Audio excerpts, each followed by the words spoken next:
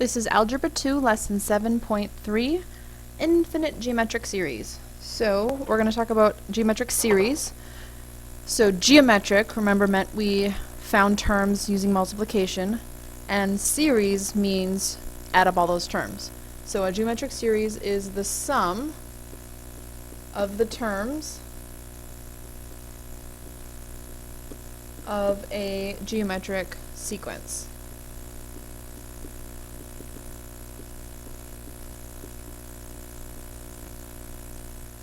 Now an infinite sum, we're going to note with the letter S, can be found using the first number of the geometric sequence divided by 1 minus the ratio of the geometric sequence.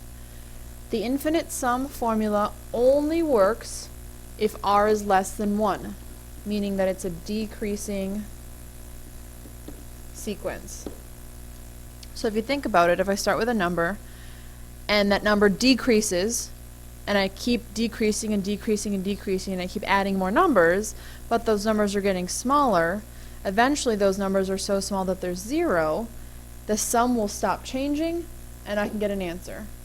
But if that sum is increasing and increasing and increasing, and I keep adding bigger numbers and bigger numbers and bigger numbers, it's never going to stop. That would be no solution. So anyways, I have my formula at the top. Let's answer some of these questions down here. Jack baked a pie and promptly ate 1/2 of it. Determined to make the pie last, he then decided to eat only 1/2 of the pie that remained each day. So I know my U1, my first number is 1/2, and I also know that my ratio is 1/2 because he's eating half every day.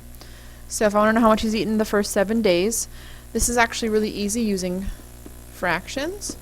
He ate 1/2 on the first day, and then he ate 1/2 of 1/2, which is 1/4 on the second day, and then 1/2 of 1/2 of 1/2, which is 1/8,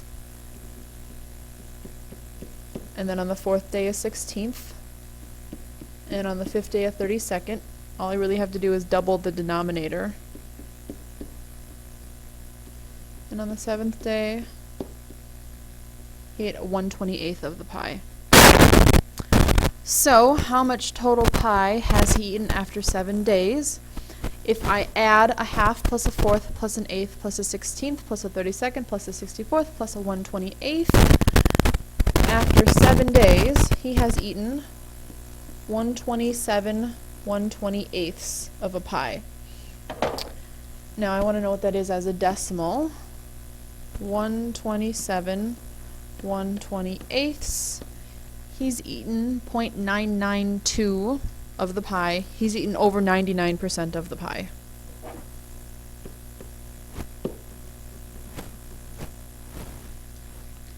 If Jack lives forever, how much of the pie will he eat?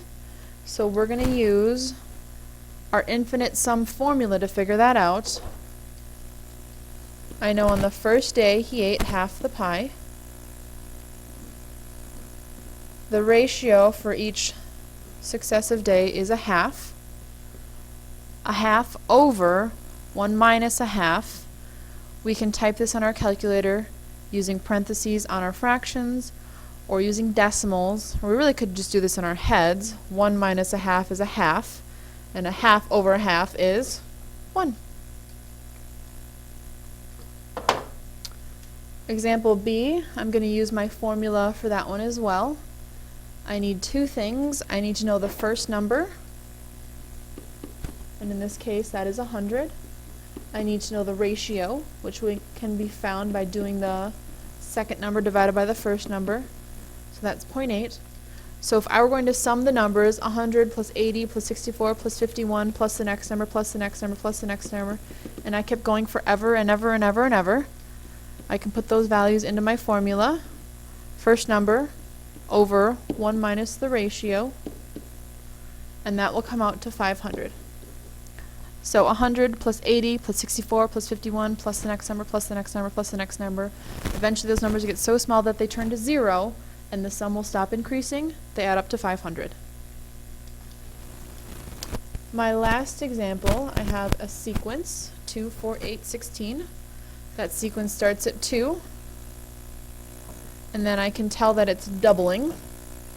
But if it's not super obvious, we know to divide the second number by the first to get the ratio. And if I put these values into my formula, 1 minus 2 is negative 1, 2 over negative 1 is negative 2, and that doesn't really make sense, because if I started with 2, and I added 4, I'm already at 6, and I add more, I'm at 14, and I add 16 more, I'm at 30, and I'm going to add an even bigger number, my sum's bigger, and an even bigger number, my sum's bigger.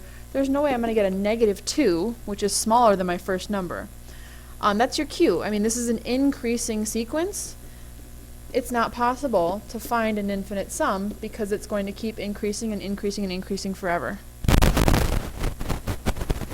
That's it for the notes. Good luck on the exercises, and let me know if you have any questions.